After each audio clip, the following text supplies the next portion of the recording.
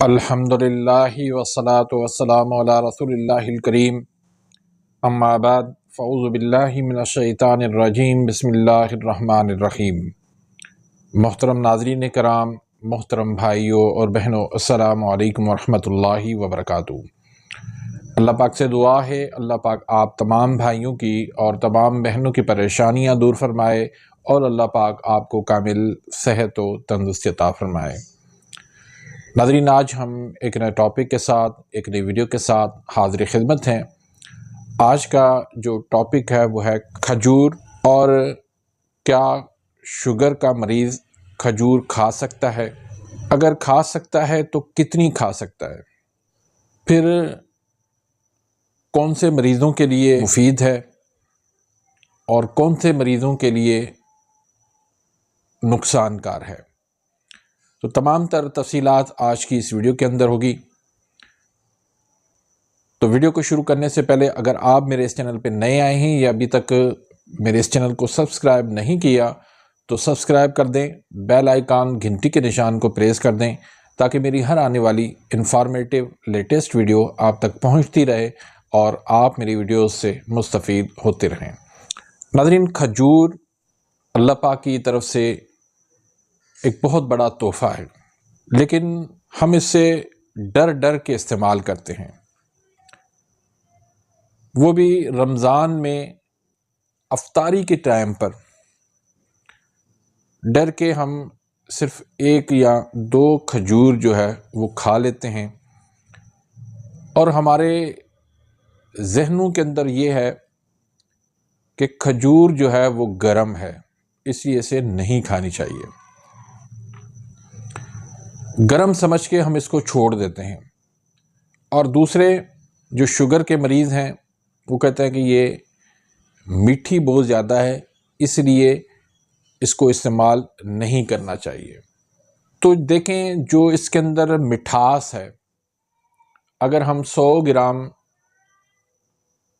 खजूर लेते हैं तो उसमें 75 ग्राम इसके अंदर कार्बोहाइड्रेट्स है। ये जो मिठास है ये कार्बोहाइड्रेट्स की वजह से, कार्बोहाइड्रेट इसके अंदर बहुत ज़्यादा है, लेकिन सिर्फ कार्बोहाइड्रेट्स की ज़्यादती की वजह से हम इसको नहीं छोड़ सकते। इसमें जो पॉजिटिव पॉइंट है वो ये है कि इसके अंदर 7 ग्राम फाइबर भी मौजूद है। जब 7 ग्राम फाइबर इसके अंदर मौजूद है तो कार्बोहाइड्रेट्स जो है वो कन्वर्ट जो है वो चीनी में नहीं होते। फिर इसकी जो मिठास है, जो कार्बोहाइड्रेट्स है, वो दूसरे फ्रूट की तरह वो फ्रक्टोज है। आपको पता होना चाहिए कि जो फ्रक्टोज है फाइबर के साथ मिलके वो चीनी में तब्दील नहीं होते, इसलिए ऐसी मिठास जिसमें फ्रक्टोज हो फाइबर के साथ, वो हमारे लिए नुकसानदेह नहीं है। जैसे आम है, आम के अंदर भी फ्रक्टोज है, फाइबर है और वो शुगर में कन्वर्ट नहीं होते। फिर इस वजह से फाइबर की ज़्यादा मिकदार होने की वजह से इसका जो ग्लाइसीमिक इंडेक्स है वो 42 है। जब 42 है, 55 से अबोव होता है तो तब जाके मना हो जाता है कि आप शुगर वाले मरीज़ इसको अब इस्तेमाल ना करें। लेकिन इसकी जो है वो ग्लाइसीमिक इंडेक्स जो है फाइबर की मौजूदगी की वजह से सिर्फ 42 है। तो इस लिहाज से शुगर वाले मरीज़ जो है वो बिल्कुल खा सकते हैं। कितना खा सकते हैं? पेट भर के खा सकते हैं, क्योंकि ये मिठास जो है वो आपकी शुगर में, चीनी में कन्वर्ट नहीं होने वाली। आप इसको ग्राइंडर में डाल के खजूर को इसका पेस्ट बना लें और इसको आप जार के अंदर एयर टाइट जार के अंदर महफूज करके आप चाहें तो इसको फ्रिज में रख दें।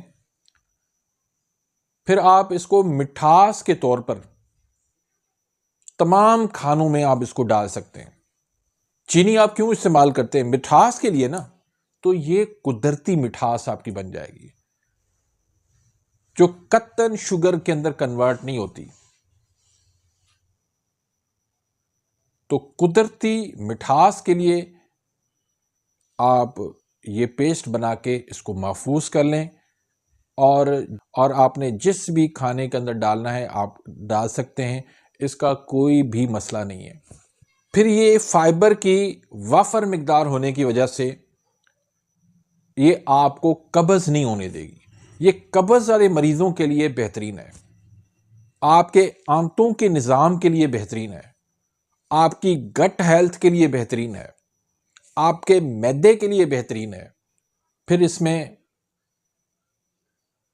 एंटीऑक्सीडेंट है, वाफर मिकदार में एंटीऑक्सीडेंट मौजूद। और जो एंटीऑक्सीडेंट इस खजूर के अंदर हैं वो क्या फ़ायदे देते हैं? एक तो आपके दिमाग को फ़ायदा देते हैं, आपका हाफजा बेहतरीन होता है, भूलने की बीमारी नहीं होगी, यादाश्त आपकी तेज़ होगी, हाफजा आपका तेज़ होगा। फिर ये आँखों की बीनाई के लिए भी इसके अंदर ऐसे कंपाउंड मौजूद हैं जो आपकी आँखों की बीनाई को तेज़ करती हैं, आपकी आँखों के लिए भी बेहतरीन है। फिर इसके अंदर 15% पोटाशियम मौजूद है जिसकी वजह से आपका ब्लड प्रेशर कंट्रोल में रहता है। हाई ब्लड प्रेशर वाले भी इसको खा सकते हैं और लो ब्लड प्रेशर वाले भी खा सकते हैं। फिर इसके अंदर मैग्नीशियम है और मैग्नीज है जो आपकी हड्डियों को मजबूत करती है,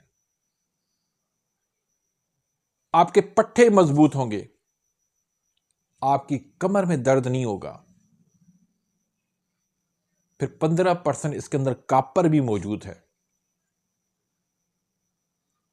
तो न्यूट्रिशन के हवाले से बेपनाह इसके अंदर ताकत मौजूद है और इसके खाने से